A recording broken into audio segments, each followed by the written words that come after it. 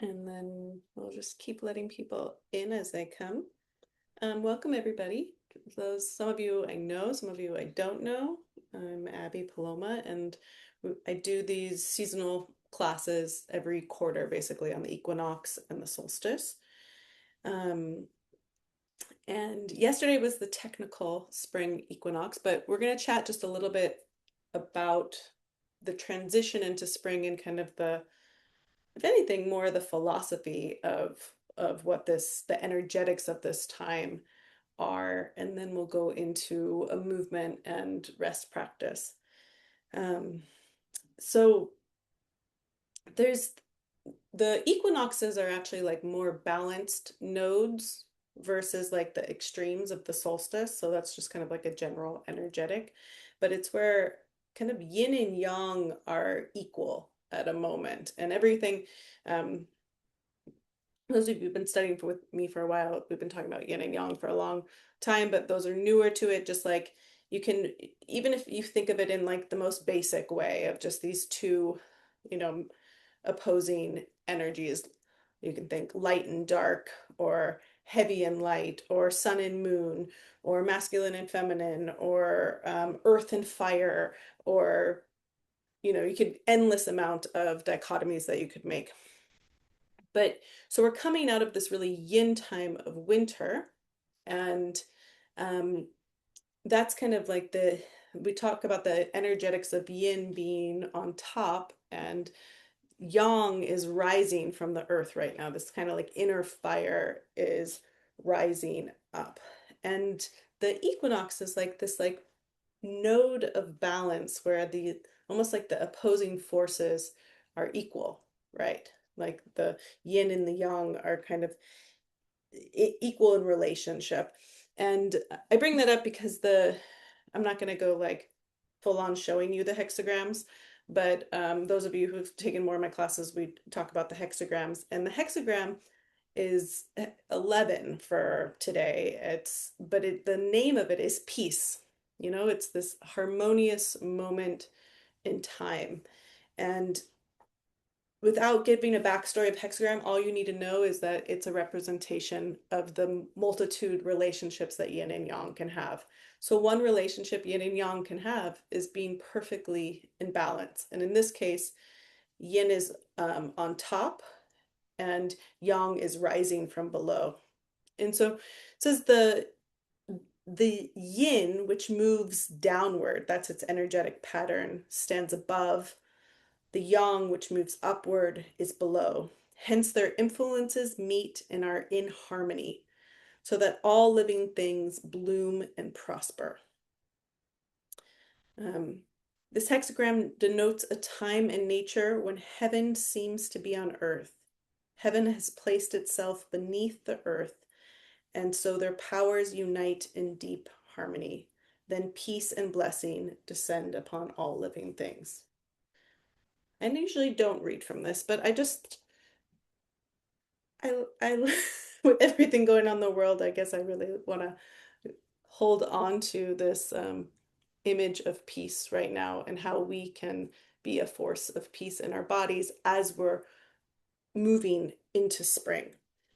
And so that's like the way zooming out of what's happening, and then starting to kind of get a little bit more into our lives is the energetic that first comes in through spring is the wind. The wind is actually the first element in TCM, and it's the wind that carries the seed. And I translate that to is spring is a time where we have like there's free energy in the world. And if we don't align ourselves or prepare our form, we can't utilize it. We're kind of like sluggish and stagnant, and it's hard to utilize this, like direct the wind. Like the metaphor I make a lot of times is about, if you have a sailing ship that, your sails aren't right and it's heavy here and this and that, like you can't sail, you can't utilize the wind. But if you have a dynamic form and you can catch the wind, it's free energy and you can go. The other The other metaphor I was thinking of is because I'm always coming up with garden metaphors, but it's like this, right now, the moment in our internal world, like psychological world, and also kind of body, is how are we building the scaffolding and the structures for growth? So, when we're planting seeds, one of the first things we plant in spring sometimes is peas, but peas need to climb. If they don't have scaffolding to climb, it's not that successful. So it's like, how can we start to build the scaffolding, which I would define is routine, where the yin time of winter can be inherently more sluggish, prioritizing more sleep, maybe not as routine oriented, into spring, where we can really get efficient with how we utilize our energy, our time, diet, and start to get into line, trim off, prune kind of like the excess. And I'm not just talking about like weight or detox, but the excess of like what is distracting us from where we really want to grow. And the other clear way to say that is that the capitalistic energy that goes into resolutions in January, that energy is really now, not the January energy. So now is the time to like think about, okay, how can I train and get on track, and all the dreaming and percolating you've had all winter to kind of discern the changes and steps and growth that you want to take, now starting to put that in action. Um, so there's lots of ways to prune and energetically let go. Again, even just kind of like the psychological cleaning can be really helpful, of like what is holding you back, or mindsets you want to let go of. And then on the physical world, I'm usually always leading a spring cleanse this time of year. But this is the best time of year, if you do want to do some kind of spring cleanse or detox. This is the energy for that, to kind of slough off winter and help it use the physical detox to also clarify your intentions into actions. So just starting to simplify foods, adding bitter herbs. Cleanses don't have to be this big hugabaloo. They can be um, just changing your diet just ever so simply, adding a little bit of uh, dandelion leaf tea for a week, or sipping more broths and soups, and limiting eating out. It can be really more about your intention rather than this kind of like perfect action, which things are never always that perfect. So, um, yeah, I think that's enough to set the stage for spring. Any questions, comments? No? Um, all right. Well, for those of you, I think I said it before all of you came on, this class is going to be a little different. I'm 35 weeks pregnant, so I will be moving with you guys, but I also might be cueing some things and not doing them as well. And from the movement perspective, I really want to focus on rotations when we're going to do movement swings and rotations, and thinking about how our body can rotate and how our body can pump, how we can pump our legs, strengthen our legs, kind of move the stagnant energy from the legs up to circulate. We're creating more circulation for the stagnant energy of winter. And then the other part of spring practice that's important is, some people have a predominant of kind of like feeling stuck in the mud, hard to get going because they're kind of too heavy in that spring energy.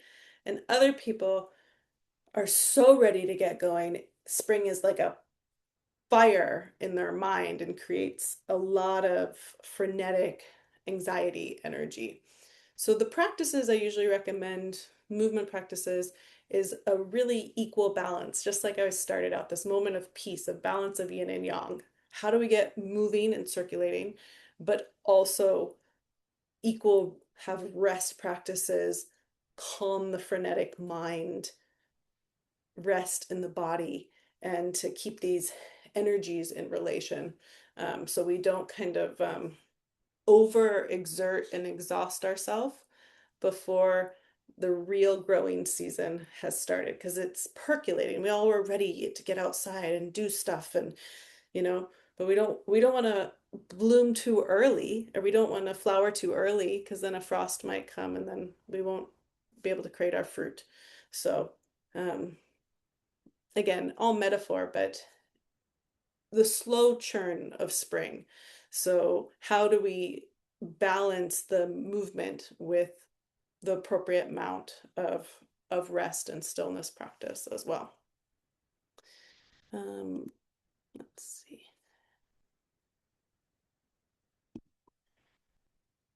All right. So if you guys no other comments, let's move. We're gonna start actually standing up. We're gonna get right moving into my favorite spring practice, which I call the swings. And if you've done it before, repetition is the best teacher. So we're gonna do it again. And it's a standing practice. It's an arm swing practice.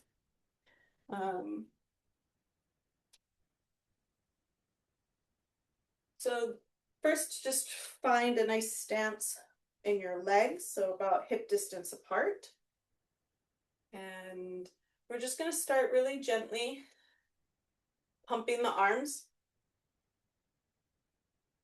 And this swing in the arms is actually coming from the legs.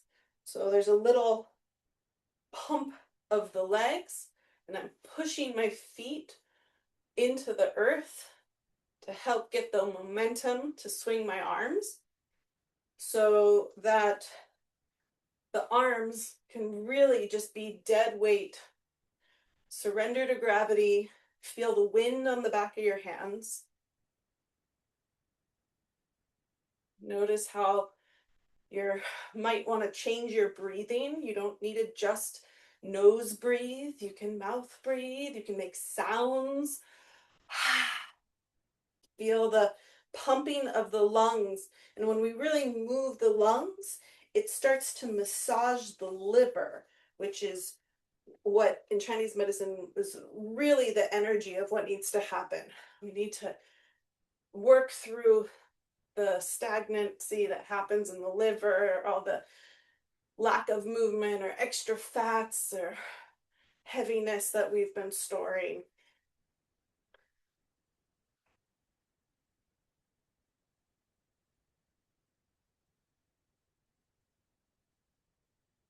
Try to find a rhythm with yourself. If you're not matching my rhythm, find your own rhythm.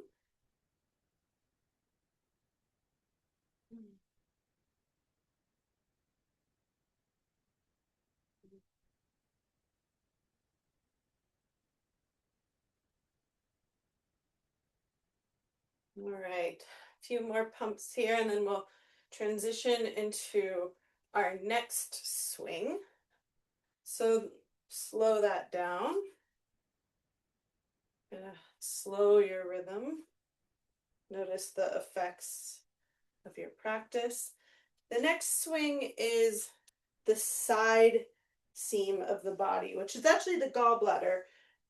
A lot of the gallbladder channel kind of goes up the side. It's very much about rotation. But again, we're using the pumps of the legs to rotate.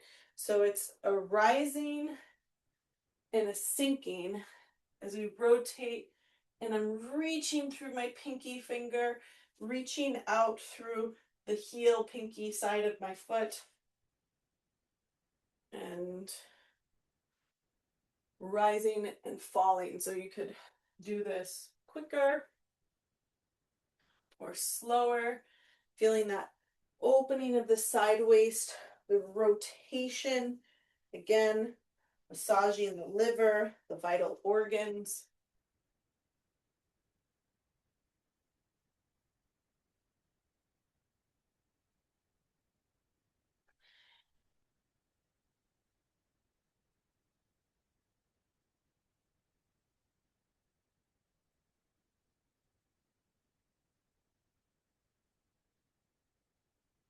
And still thinking about the legs as this pump. So we're pumping the legs, pushing the legs to support the rest of the body.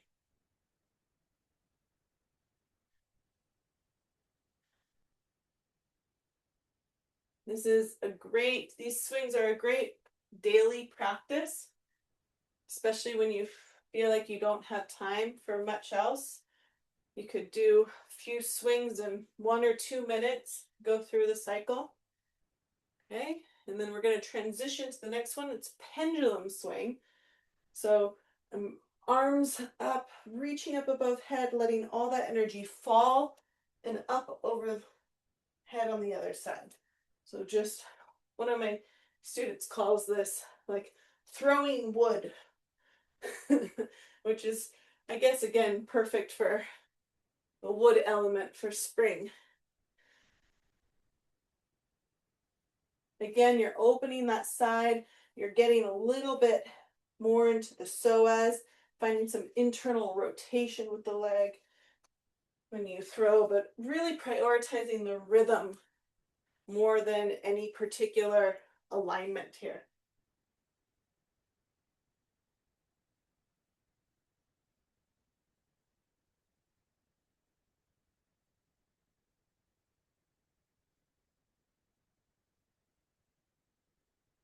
All right, and then we'll transition into the next one, which is called turtle. So now we're rounding the spine, and I'm waving the hands above my head to flex and stretch the waist. Trying to get really nice and curved. There's still that push and pump of the legs, a little rise and fall, as you're really getting that nice clear side bend while you're rounding through the spine.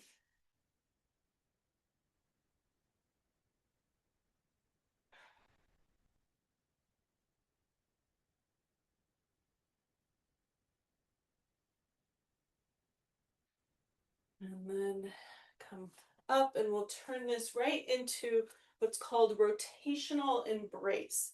So rotational embrace, again, it's a pump of the legs. I'm looking behind me, using my arms to kind of slap the body, look behind, sink and rise. I'm sinking and rising. My feet are staying planted, but I'm shifting the rotation of my spine, but and shifting my weight over the foot that I'm turning. And this can be a really nice organ massage. So when you kind of let the dead weight of the arms tap the kidneys, and again, look behind you.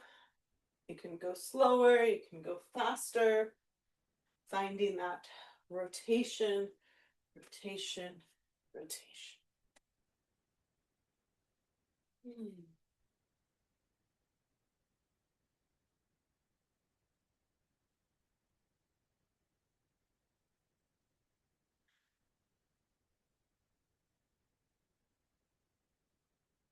All right, and then we'll start to slow that down, coming back to standing.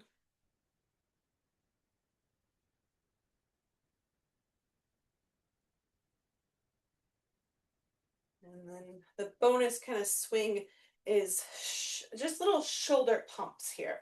So little scapular motion. So I'm pulling my shoulders up and letting them drop, pulling them up and letting the arms be responsive. I'm not trying to really move the arms, but just letting the arms move. And then I find this particularly, this kind of big circulation of the shoulders always brings some big breaths. My breath always really wants to start mouth breathing, making sounds.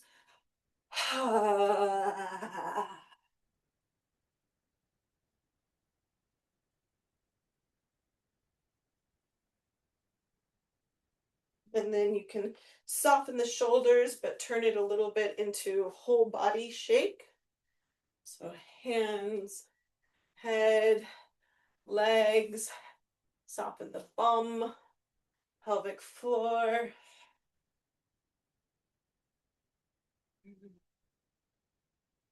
Sloughing off winter.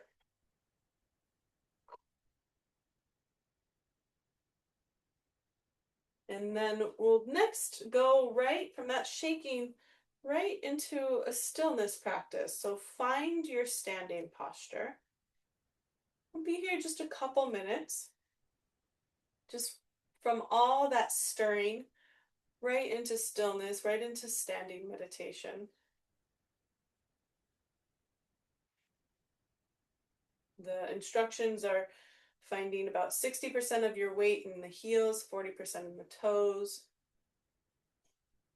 Alignment through your 3 body weight centers, and openness in your joints.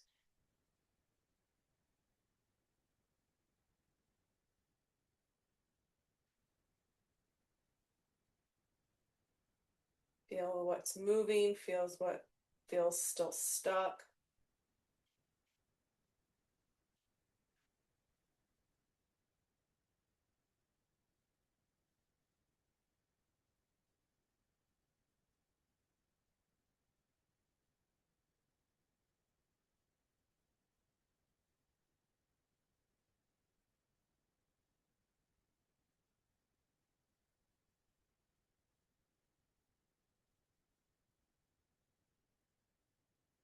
And the earth really holds your feet. Let your full body weight descend to the ground.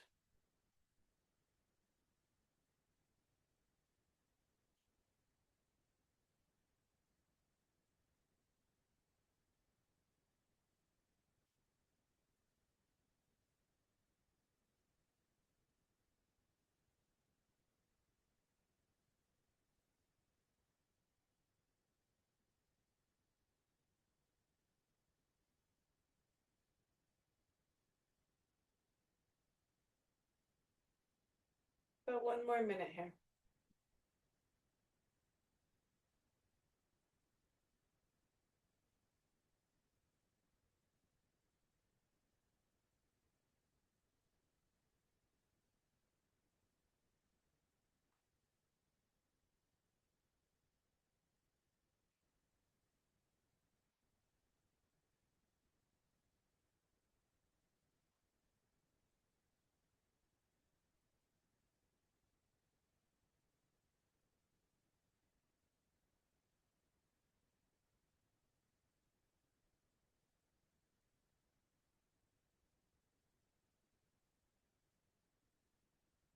And start to shift your weight.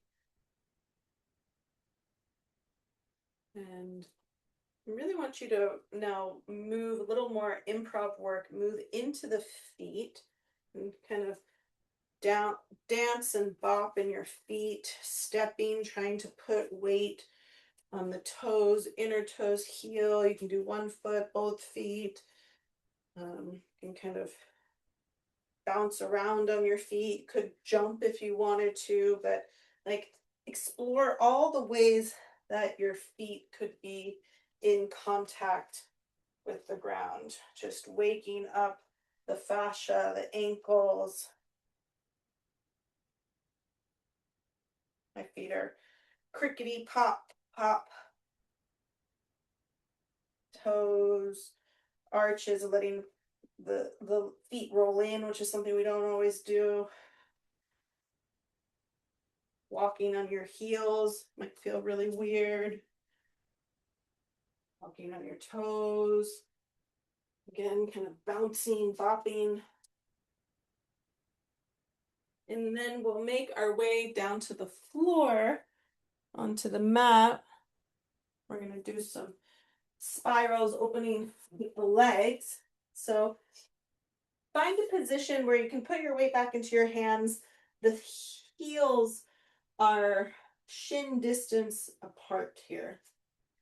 And so we're starting to open the sides of the legs and the external rotators of the hips. And you can turn this into a bigger twist if you want to with your spine.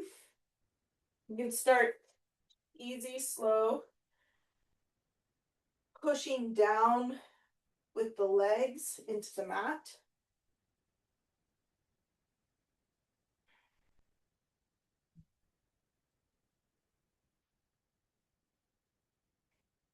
Some of you might even work into a rotation where the opposite arm comes around almost like a thread the needle for a moment, just getting this deep spiral and twist.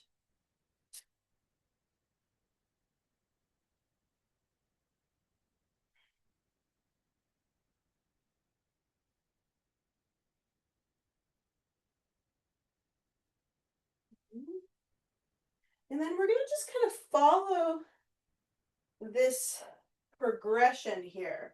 So instead of twisting, I'm actually going to come up. My legs are kind of like 90 and 90. And I have to push off my inner thigh and push off my outer thigh to sit up and then lower back down. And then you can either use your hands or not, just using the rotation of the legs. Get that 90-90 again. You can go at your own space.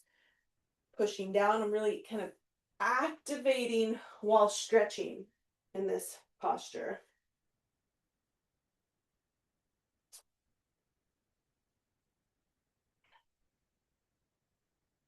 And I'm going a little bit slower than I usually do this for said reasons. So you can go at my pace or you can definitely work faster. But it's not so much about momentum. It's really about using the strength of the opposite forces of your leg, of kind of that inner outer balance of the legs.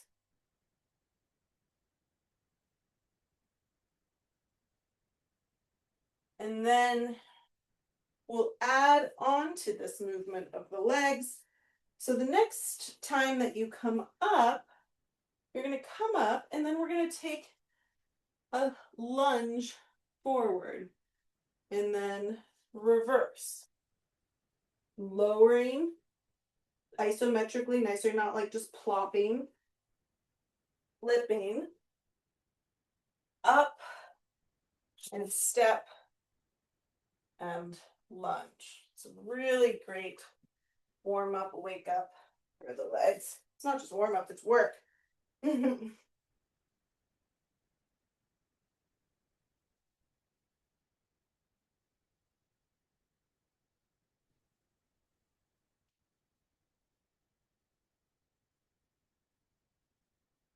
Feeling the spirals of the femurs in the hips, utilizing the pelvic floor and the inner outer muscles of the pelvis. And then you can keep doing what you're doing, or if you wanted to take it one step further, you can come up into a full lunge where you're lengthening that back leg. And then mindfully reversing.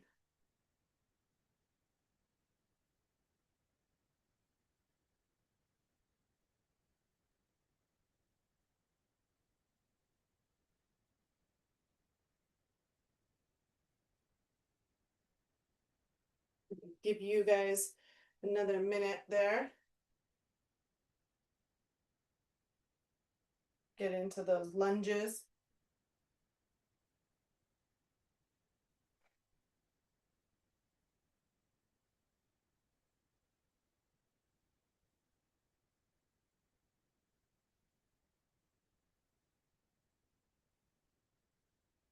And then the next time that you kind of feel that you balanced side to side, we'll start on one side in the same alignment, this 90-degree, 90-degree kind of figure four. And this next exercise is just like, it's a nice little micro movement. For most of us, really don't have enough internal rotation and don't properly stretch fully the glute in an activated way. So I'm advising that this is a very small movement. You're not going to get much of it, but you might feel a lot from it. So If you can square yourself to your front knee, that's great. If that feels too hard or you feel like cramping kind of in TFL, because we want this to be more like lower in the hip, you can always lean into your arm to take some of the pressure off the pelvis. You can also put a hand on the block or something here. But the motion, all I'm doing is this back leg, I'm internally rotating this thigh and lifting this heel just an inch off the ground. And you should feel quite a little stretch in the glutes here. You might also feel some activation by pressing down into the knee of the adductors in ways that you don't usually work them. Just doing little lifts.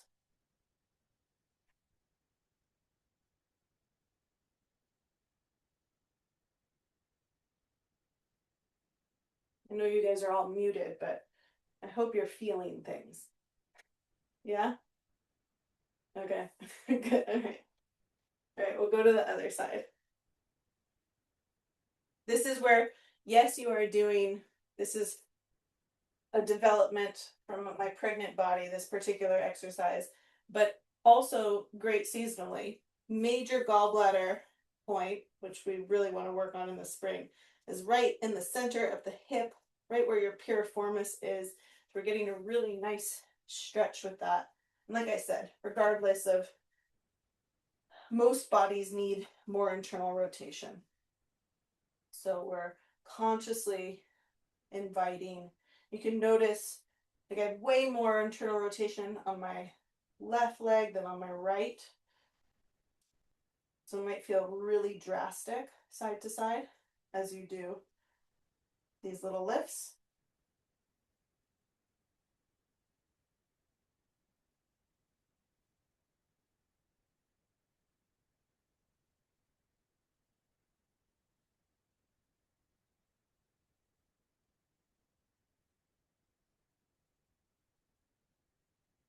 And then when you feel even, come back to center and just shake the legs out. You can manually rotate the legs.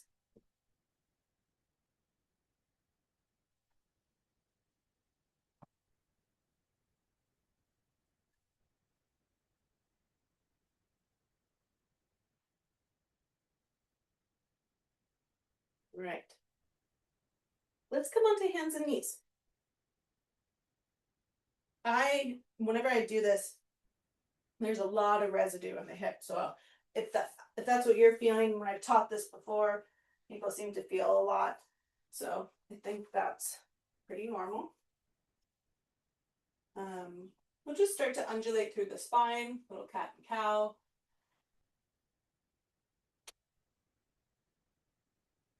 Come up onto the fingertips if you want more of a stretch.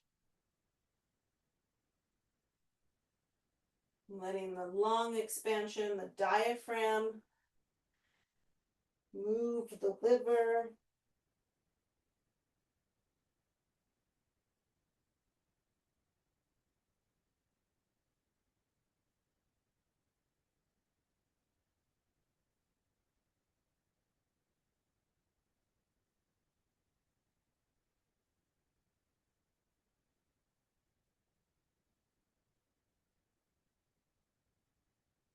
And then we'll come into neutral. We'll do a little bit more hip work here.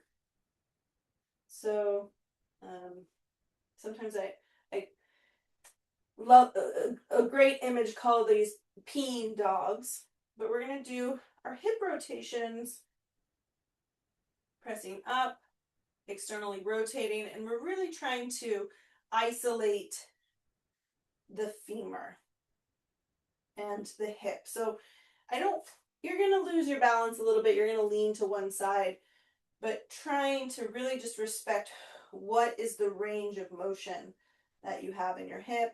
And we can do 3 in one direction and we'll switch. You can start with flexion first, abduction, then extension.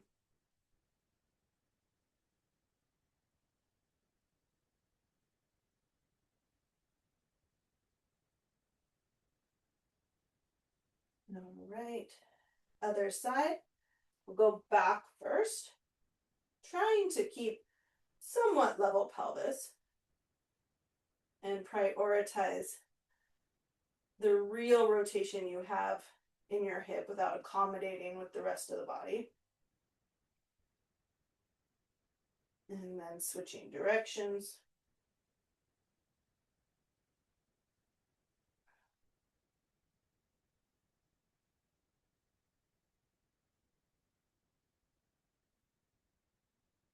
And then if you have blocks or a foam roller, something, we're going to do a nice little tricep stretch. So wide knees, child's pose, arms out, palms face up. You can let the spine hang here and walk the elbows forward.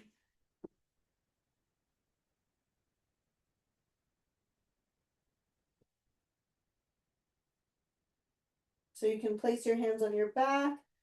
You can put the hands in prayer behind your head. And sometimes in child's pose, we really prioritize the flexion of the spine, the roundness. But here in this variation, we're definitely going more for the extension. So extending through the spine, letting the heart sink to the ground, and feeling that nice big stretch through the armpit and the triceps.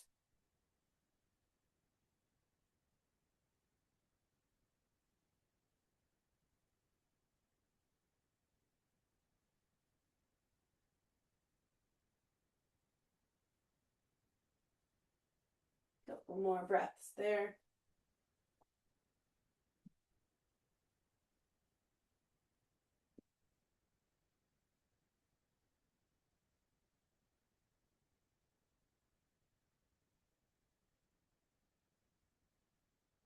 And then coming up, back to hands and knees.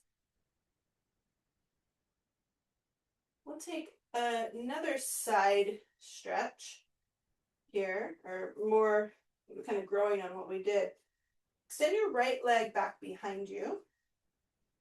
And then you're going to bring your right foot all the way to the other side of your left. And we're trying to get long through this whole right side seam, through the right armpit. You might even take the right hand and reach it over the left hand. You can look back towards your right toes, trying to keep the pelvis somewhat level, the ribs level, so you can really work truly into the side.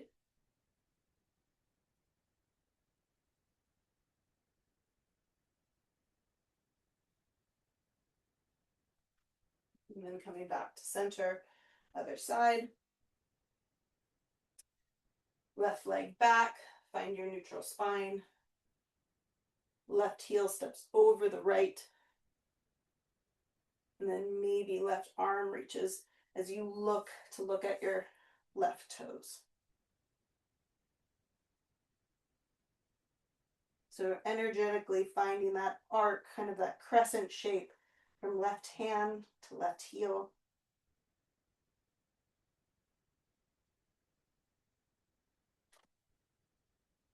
And then coming back. So now you can go into a side plank. So you could do full side plank or the variation that I have with my knee down. Finding your wingspan here, wrist to wrist, lung to lung, and then find that arc again, hand to foot as you bring the arm overhead.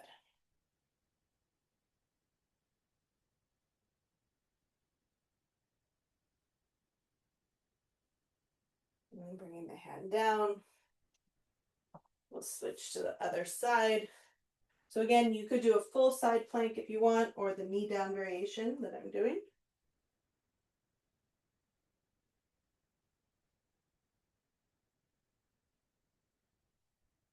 Find wrist to wrist, so you're really reaching the arms out equally.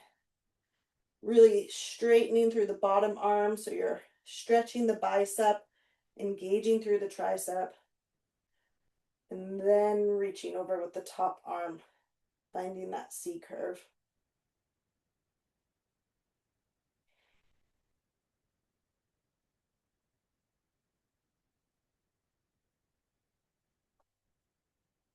You can bring the hand down and then move into downward facing dog.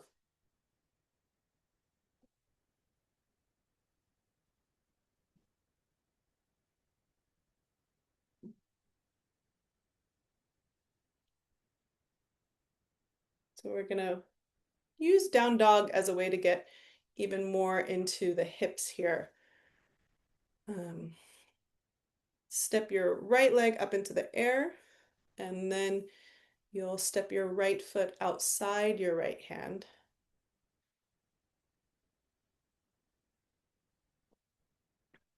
And just start to notice where the weight in that right foot is. And we're gonna, almost like you're gonna, this next action, you're flexing your right foot to do this, but you're gonna externally rotate the right leg. So you kind of come up onto the pinky edge of the foot, and then like almost like you're smashing a blueberry with your big toe, you're gonna press your right big toe down, and you're just gonna do that a couple times. Your left knee can be down on the floor or not, so you can, it's a little bit more intense with the back knee lifted, but you're just gonna externally rotate that hip open and then close. And we're really, again, trying to move from the thigh bone, not just from the foot. So if I were to do that with you, I'm coming onto the edge of my foot and then closing the leg here.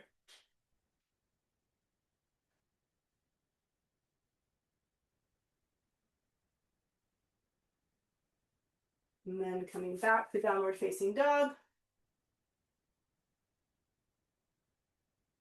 And again, step left leg outside of left hand. Hang and lunge for a moment. And then same thing, we're really flexing through the left foot, opening the left hip, like you're coming onto that pinky edge of the foot, and then closing the left foot, like you're stamping something down under your left big toe. Doing that a couple times.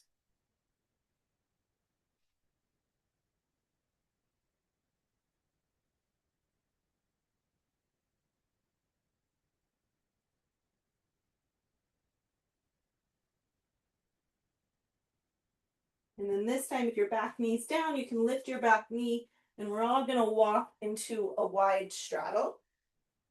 If you had those two blocks, you can grab them again. If you don't, it's fine. But we're kind of gonna do like a wide straddle down dog here. So you can walk your hands on your blocks or come up to fingertips. And again, just really stretching through the spine. As you push back through the hips, the knees can be bent a little bit.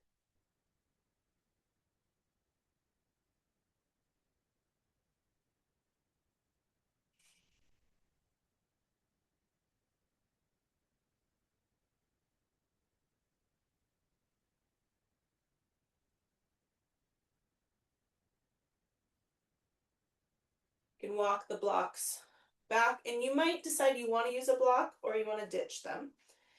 The next thing we're going to do is what I call swimming.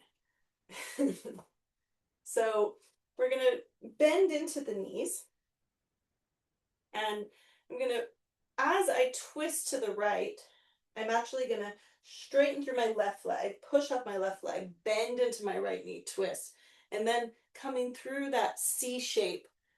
A lot of the things we've been doing are all coming together now with this motion. Coming down, I'm shifting my weight to the other side. So straightening through my right leg, twisting to the left, left arm up and over, opening through that side waist flexion, relaxing down, both knees, both hips sink, twisting, rotating, driving from the pelvis and the openness of the hips. We should be really primed for all this now, and it should feel really yummy, juicy. I'm more interested in the arc of your movement, the flow of the movement, rather than like how perfectly rotated you can get. So don't push at the edge of your shoulder girdle, right? If your arm doesn't perfectly stack, that's fine. Get the twist from your waist, get the twist from the ribs, get this spiraling action with the hips, and try to get into the rhythm of this push and pull, almost like you're just pushing and massaging the legs, that pumping of the fluids of the legs as you move. I mean, you could even just doing that without the twisting is really nice, kind of the pushing and pull with the legs.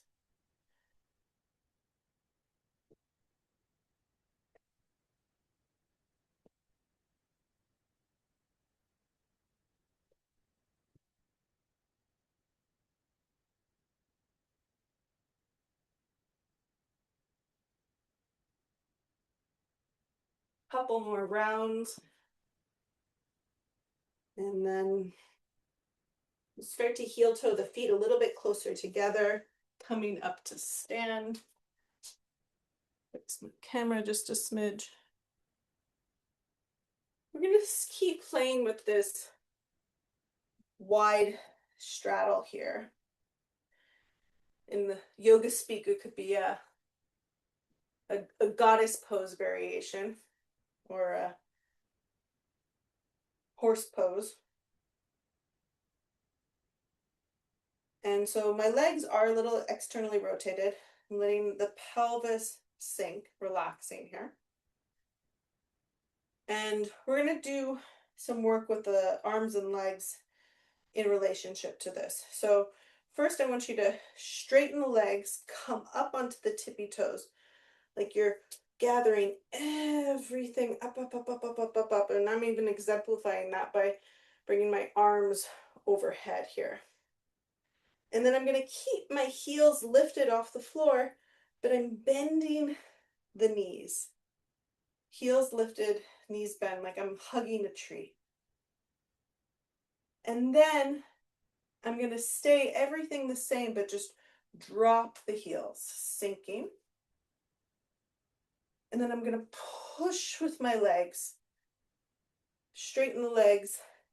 I'm using my hands to kind of gather that energy to lift up, off my heels, arms all the way up. Heels stay lifted, opening, descending. Heels are lifted, lifted, lifted, lifted. Sink deeper as you drop the heels. Stay and straighten. And then gather. You can feel the fascia tightening on the legs to lift the heels up the body. Heels stay lifted, descend.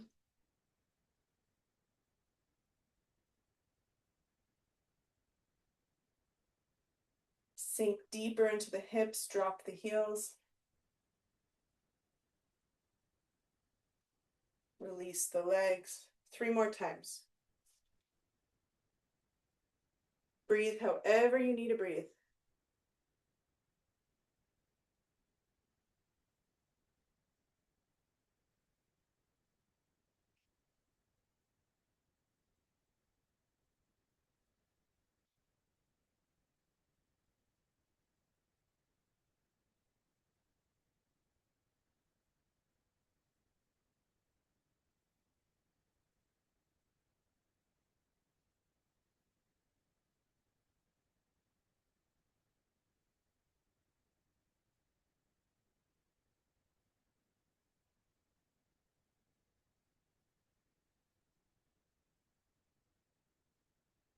You beat me through the last round.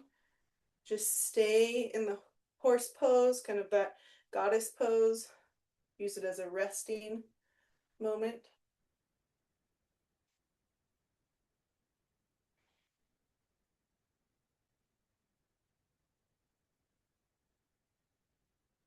Straightening the legs, heel toe the feet back together.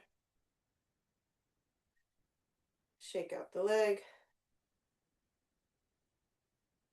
And shake out the other leg. Beautiful, beautiful work. I hope you could really start to feel kind of, like I was saying, the pumping of the legs with the rotations, And we're getting into all the side seams, our ability to swim and rotate and circulate. We're going to start to transition into more resting practice now. So if you have bolster, blanket, pillow cushion, whatever you got, we'll start to get that out.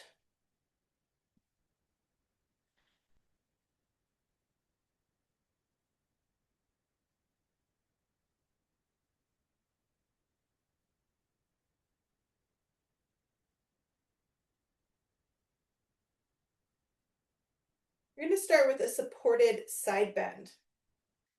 And if I had my choice, I would tell you to do left side down first. So we move the blood of the liver first, and then we'll do the other side. I really like the bolster underneath the ribs, a folded blanket, or just something that's a little less high. It could even honestly be a block. Doesn't need to be super squishy for underneath my head.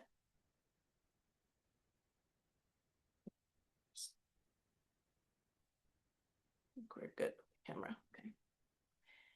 And then optional is to have a block above your head to place your hand on or to rest your elbow when we rest with it. So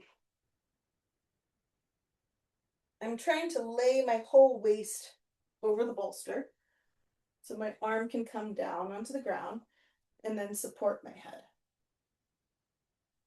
And then to make this more active, maybe the block's on the highest height and I rest my arm like this. To make it a little bit more passive, I would just bend the elbow, let the elbow rest on my head.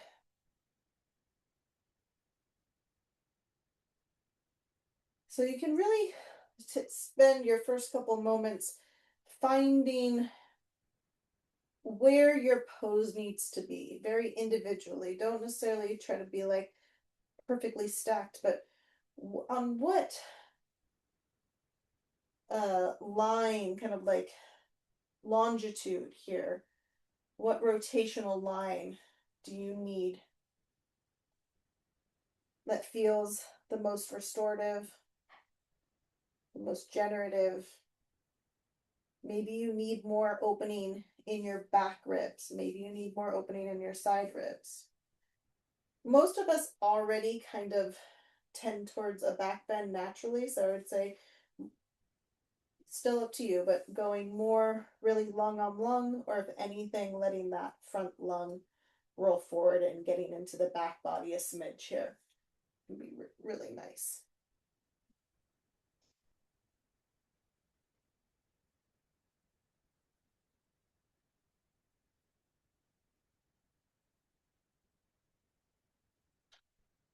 The personality, so we're really exposing the liver with the left ribs flared here.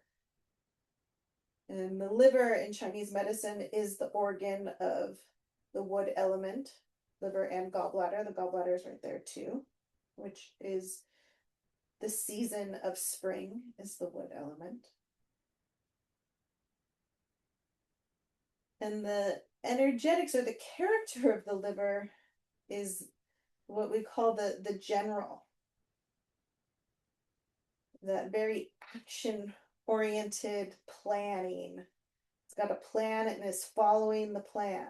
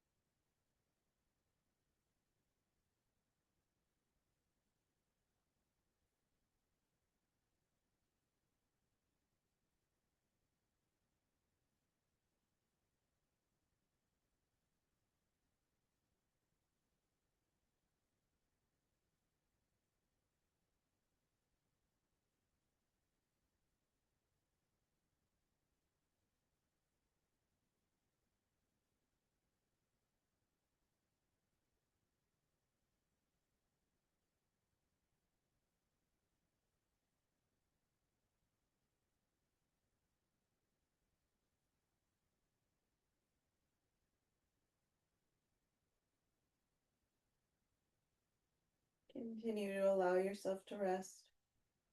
Even if the mind is agitated, the powerful act of choosing stillness in face of the frenetic mind.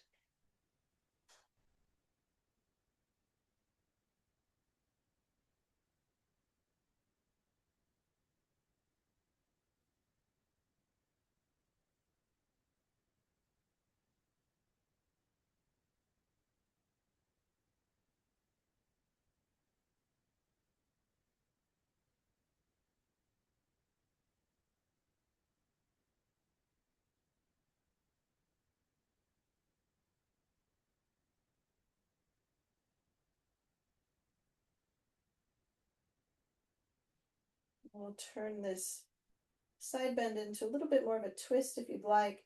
And take the right arm and reach it out on a diagonal, like you're reaching out from your scapula out towards the line of the tip of the nose. And then extend your right leg back behind you. So you're getting a little bit more diagonal rotation, like you're reaching both of your limbs out on a diagonal. The right leg can just be on the ground here.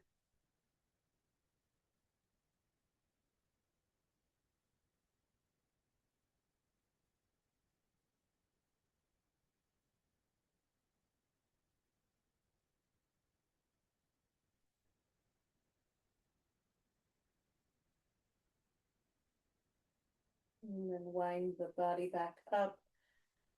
And for most of you, you can just gently push up enough to roll to the other side. I'm going to switch sides so I can still face you.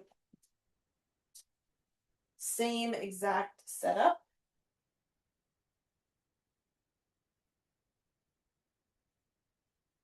Support under the head. Maybe you want support under the arm for the extra reach.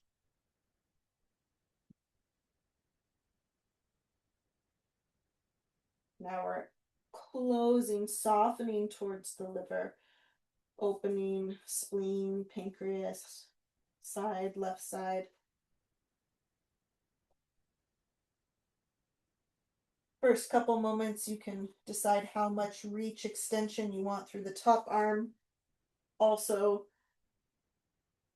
winding yourself just a little bit to feel the longitudes of where you can rotate and stretch. If you really want a pure side bend, if you want to actually lean forward a little bit more, get space underneath the scapula, those back ribs, play with what's the most nurturing position here.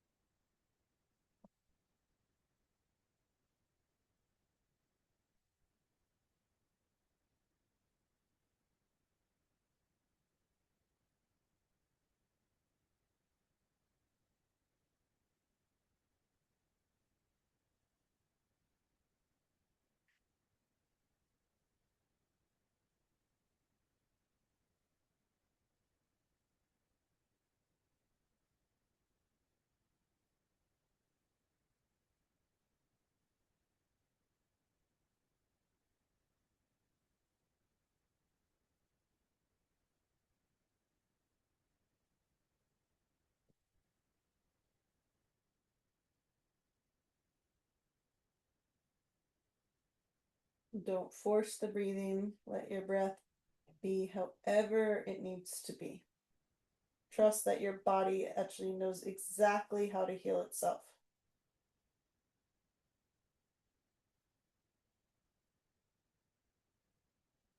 Get your kind of knowing or factual awareness out of the way.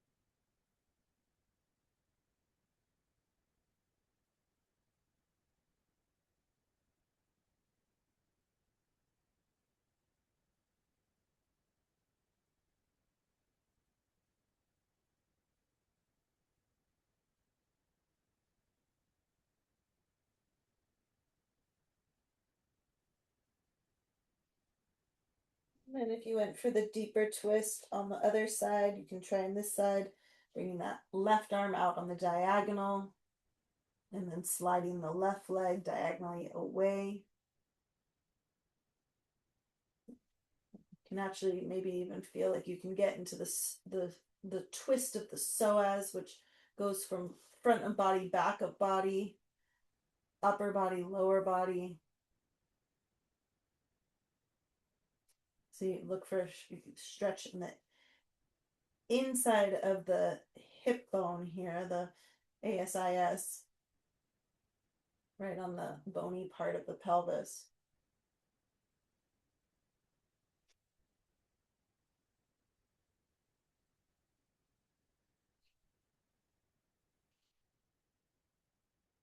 And then from there, we're going to just recycle everything we're using. We're going to take the bolster out from there and slide it underneath the knees. And then hopefully you had some kind of pillow situation, blanket.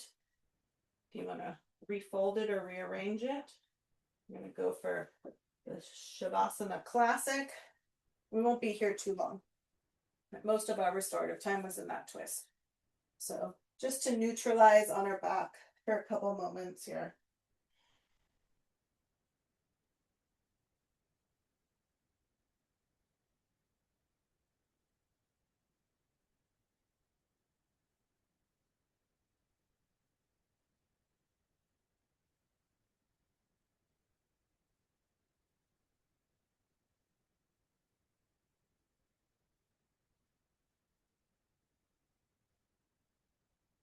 Again, surrender to however your body wants to breathe. Don't force it.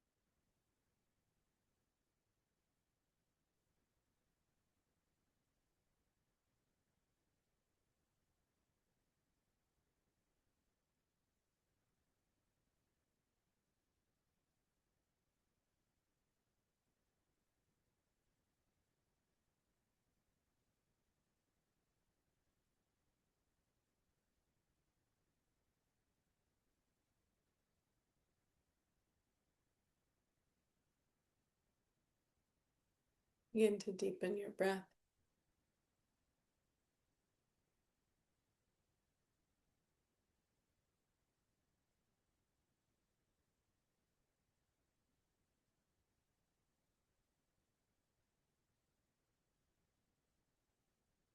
Bring the hands somewhere on the body if they aren't, on the belly, on the chest.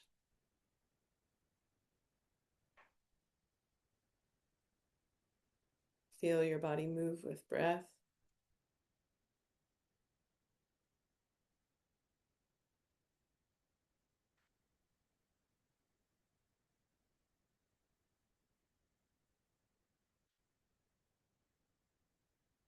Bend your knees, feet to the ground. Roll to either side. Take a few breaths on your side.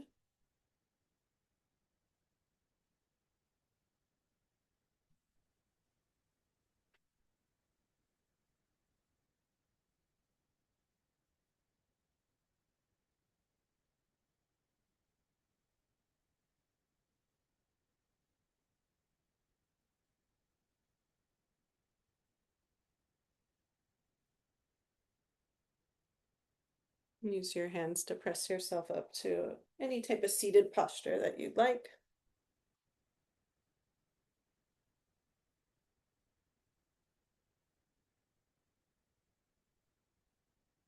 Thank you guys so much for sharing this practice and honoring the beginning of spring and the change in the seasons. So thank you for being here. And I encourage you to keep nourishing your roots before it's time to bloom. So spring and life in general can be very much about cultivating the right place, right time. So knowing what you're growing and when it's ready to bloom and flower and produce fruit. So I have all the faith that you have all that knowing of where to be at the right time. So happy spring and thanks for joining me. I'm going to stop the recording, but I'll be here for a couple moments. Thank you, Susie. Thanks, Marley. Thank you.